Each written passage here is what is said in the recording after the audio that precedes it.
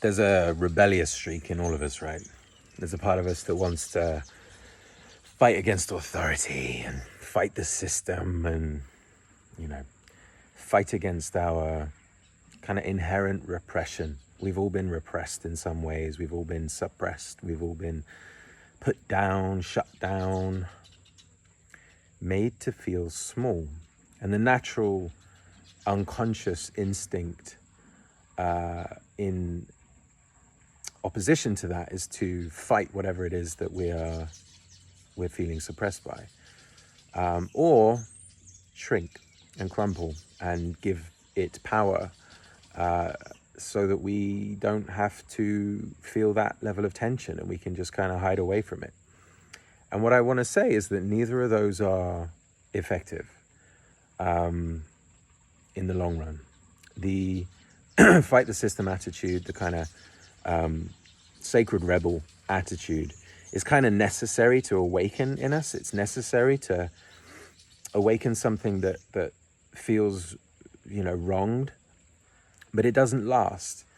And the nature of creation, the nature of being a human in this world, is that what we fight persists, what we resist persists, to coin a fairly cliche phrase these days, but it's just true.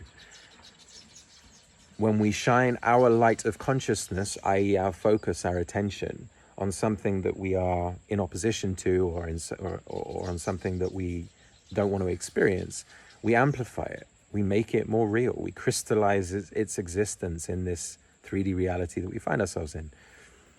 And so when you learn how to be a powerful creator, you learn how to remove your attention from that which you no longer wish to experience, and channel that focus then onto what it is that you do want to experience. And you might not know, but that's when we learn how to be truly creative, which is to surrender to the void, surrender to the nothingness, the emptiness, the space that is asking us to become familiar with it, that exists when we let go of that which we no longer wish to experience. And this is where alchemy comes in, because we have to get good at letting go. And letting go can be an emotional process. It can mean surrendering perspectives, beliefs, even current realities, people, situations, opportunities, businesses, environments, jobs, roles, identities, the very essence of who we think we are. At times in life, we have to completely let go of. And as a species, we're being asked to do this on levels like never before, and it's certainly never in recent history.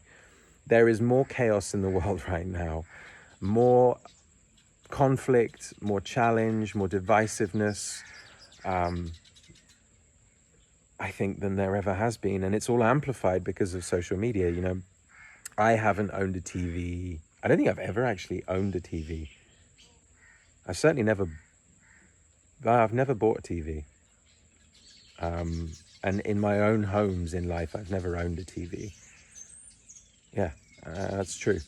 And so, I certainly haven't watched the news or anything like that since I was a kid. And even then, my dad would watch the news, the 6 o'clock BBC News, dun-dun-dun-dun, if any of you are English and know that dun-dun-dun kind of theme tune. I can't even call it that, but it's dramatic and it implies importance, and you must pay attention to this. It's important and serious and stressful.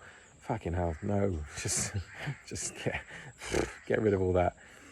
So I haven't done that for a long time, but I am on X, and lately I've been realizing I need to stop my consumption of content on X, because it's become, don't get me wrong, it's highlighting how much nonsense and chaos and vitriol is existing in the world right now. And I think in some ways that's a good thing, because we have to shine a light on the shadows in order to bring them into the light, in order to illuminate them and shine that light of consciousness to dissolve the murkiness of the shadow. And in the same way that news is, we're a product of what we consume, whether that's the food that we eat, the air that we breathe, the media that we ingest, it's the relationships that we exist in. We're a product of all of these things. to some degree at least, when you learn truly how to connect to source, God, the universe, whatever term is true for you, then you're less of those things and you're more of whatever that connection inspires within you. And we're all human and we're all susceptible to our environments. And, by that I mean the media that we consume, the food that we eat, the air that we breathe, the people that we surround ourselves with, etc., etc. And so whilst this kind of uproar, there's a lot of things happening in the world that people are getting very pissed off with and frustrated with, that energy is kind of important as a stimulus, as a catalyst. One, it's not sustainable, and two, it's still focusing on the wrong things. When you really learn how to alchemize, when I work with clients and so on, we shine a light on that which is in frustration or in grief or in anger or whatever is holding that tension. We shine a light on that to elicit whatever emotions are trapped in the body connected to it. That's it. And once we've felt those emotions and become familiar with the thoughts that go with those emotions, so that we can become disciplined in saying, okay, thank you, I understand that this is what is kind of holding my focus and my attention right now, and I'm choosing as a sovereign being to remove my focus from that which I no longer wish to experience and point it in a different direction. Like I said, that different direction to begin with isn't obvious quite often, but it's important to then just learn how to be in the void, in the unknown, and potentially in a kind of reactive state to, oh God, this is scary. It's scary to be in the unknown sometimes. But when we do that, and also boredom's something that we have to get really familiar with. If you ask any artists where the majority of their inspiration comes from, they'll say, well, I have to just sit and be, and sometimes be incredibly bored. But it's from that boredom, if you can sit with boredom, it transmutes into inspiration. Something comes from that space. And you also start to learn how to fall in love with the simple things in life. You start to appreciate nature more. You start to appreciate your breath more. You start to appreciate long walks. You start to really appreciate just being.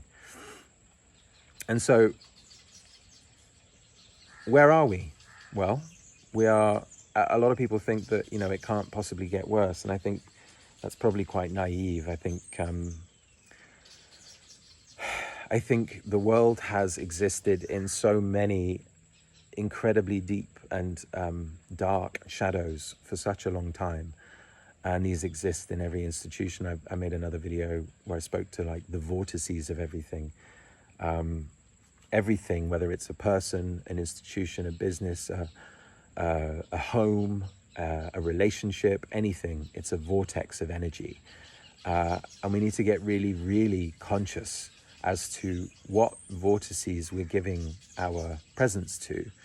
And certainly what we're investing our time, our skills, our money, our effort into. And a rebellion, a resistance. Think of these words, if you're in the resistance against the system, for example, you're in resistance. And by nature, resistance is a state that cannot create newness. It cannot unfold into something other than more resistance. And what we focus on, we create. So if you're focusing on a resistance and resisting, you're creating more situations that you're going to need to resist. And that's one, a chaotic existence, very stressful existence, but it's also going to make you sick at some point. Everyone that experiences, resistance for prolonged periods of time, they create sickness for themselves. And that sickness can manifest as financial sickness. It can manifest as physical sickness or injury. It can manifest as relationship sickness. This resistance energy is what keeps us crippled, basically. And so I think this video is really a curiosity and a question to say, well, what are you focused on? if you're in the process of awakening right now, if you're starting to see the wood for the trees, and you're starting to see just how wild and crazy this world is, and you're probably falling into some kind of divisiveness, we all do at times, ask yourself, what am I giving my focus to here? You know, am I focused on a resistance of some sort, or am I focused on a renaissance of some sort? And a renaissance happens in each of our hearts. You know, renaissance is an explosion of creativity in the world. And we're on the verge of that too. In fact, it's already happening in a plethora of ways. My world is showing me all kinds of different expressions of a renaissance, which is a beautiful thing to witness. And the wonderful thing about a renaissance is that by focusing, you know, I can speak for myself in my own creative journey, by focusing on that which I choose to experience more of, all the shadow stuff comes up anyway. All the fears come up anyway. All the blockages come up into my face anyway. It's all going to come up in our faces regardless. But if we focus on that stuff, and this is also where the spiritual community's downfall too, a very chatty little yellow bird, very pretty. There you go, noticing the beautiful things, and a yellow butterfly too. If I focus on that stuff, I just get more of it. And the spiritual communities are kind of guilty of this too, and shadow work and on processing and on, you know, really moving. The more you need to process, the more you're going to get to process, people. It's very simple. What we focus on, we create more of. So I ask, you know, how can you be more powerful? You're not going to be powerful by resisting stuff. You're going to get sick. You're not going to be powerful by forming an alliance with a group of people who are fighting the system, or who are, you know, trying to take down something that exists already in the world. As much as some of us, including myself, would love to see certain individuals and entities right now fail, and inevitably they will, because lies and corruption always come to the surface eventually. And the human spirit, and I truly believe this and know this deeply, the human spirit always prevails eventually. So we're always going to see those things topple. But in the meantime, we don't have to suffer with it. And we really can adjust our focus and adjust our vision to that which we wish to experience more of, while being cognizant of that which we no longer wish to experience. You know, we really do get to shine a light on things and be aware of things. Awareness is everything. When you become aware of something, you can remove your focus from it, but not until you've exhausted the emotional attachment that you have with it. And that means feeling. So get good at knowing yourself in grief. Get good at knowing yourself in absolute fucking rage. Because it's all sacred. It's all part of this human experience. None of it gets to be shunned, but we get to be disciplined and intelligent about that which we give most of our focus, our time, our attention, and our energy to. And for me, my creation, my creative energy, my unfoldment in my existence, in my life, has led me to create something called Nourish, which you can find out more about in the link below.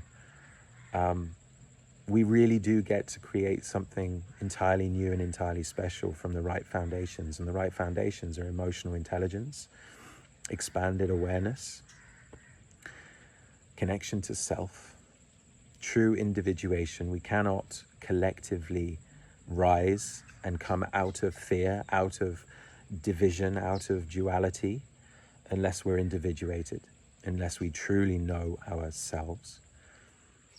And then a connection to something beyond us.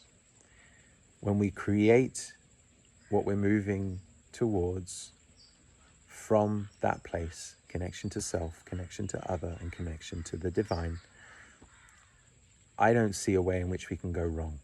We put checks and balances in place to ensure that those three elements of us and our environments are in check. And then we keep moving forward. We keep saying yes to what resonates with those values and saying no to whatever else comes into our fields. And not no as in, no, I resist this, but no as in, no, I'm good. I'll go over here instead. And it really is that simple. If you have an attachment to something and you feel a need to no, then that's probably a significant breakthrough for you. You've probably got a huge amount of alchemy in that very thing, in that moment, whatever it is that you're resisting. There's a lot of if there's a lot of charge to something, then that's an invitation to go within, big time. But if you understand alchemy and you understand how to move through things, very quickly you'll realize, oh, this is not a wise place to put my attention, to give my energy. And you'll realize that you get to point it in another direction. So what are we focusing on? What are we focusing on, guys? Let's get really real about this, and let's put up some boundaries for ourselves and as a collective, and let's start creating things that result in more joy, more harmony, more freedom, more spaciousness, more health, more love, more connection. Let's become powerful, sovereign beings who are in touch with ourselves, the other, whatever we're perceiving as the other, because there is no real other, but in our human experience it seems like there is, and the divine. And when those three things are in harmony, we realize it's all here. It was never anywhere else.